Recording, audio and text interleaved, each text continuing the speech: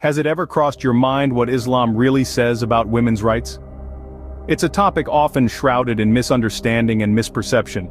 You see, the way women are perceived in Islam can greatly vary due to cultural differences and interpretations. It's crucial we distinguish between cultural practices and religious teachings. So let's embark on this journey of enlightenment together.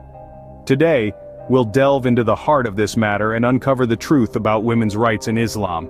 Let's dispel myths and shed light on reality. Unveiling the truth begins with understanding the foundations laid out in the Quran, the holy book of Islam. In Islam, the concept of equality is not merely a philosophical ideal, but a tenet deeply ingrained in its teachings. The Quran, in its numerous verses, emphasizes the spiritual equality of all human beings regardless of gender. One such verse states, "Whoever does righteousness, whether male or female, while he is a believer, we will surely cause him to live a good life." The Prophet Muhammad, peace be upon him, further reinforced this idea through his teachings. He was known to have said, "Women are the twin halves of men." This profound statement signifies the importance and respect accorded to women in Islamic society.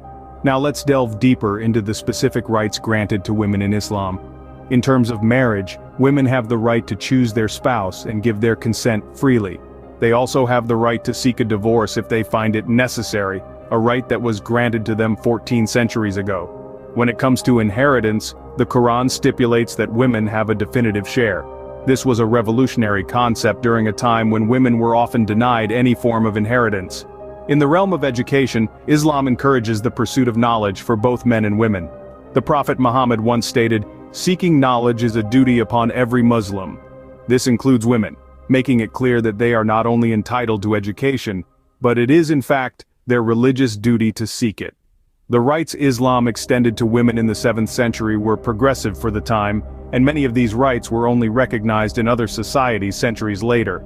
It underscores the respect and importance Islam places on women, often misunderstood in today's context. It's fascinating to see how Islam, a religion founded in the 7th century, provided such rights to women. Yet misconceptions about women's rights in Islam persist. Why is that? It's a question that echoes across the globe, stirring debates and conversations. Often the root of these misconceptions lies not in the teachings of Islam, but in cultural practices that have been mistakenly associated with the religion. Let's consider this. Culture and religion, although intertwined, are two distinct entities. Culture is shaped by a myriad of factors such as geography, history, and societal norms, and varies from one region to another. Religion, on the other hand, is a set of spiritual beliefs and practices that transcend cultural boundaries.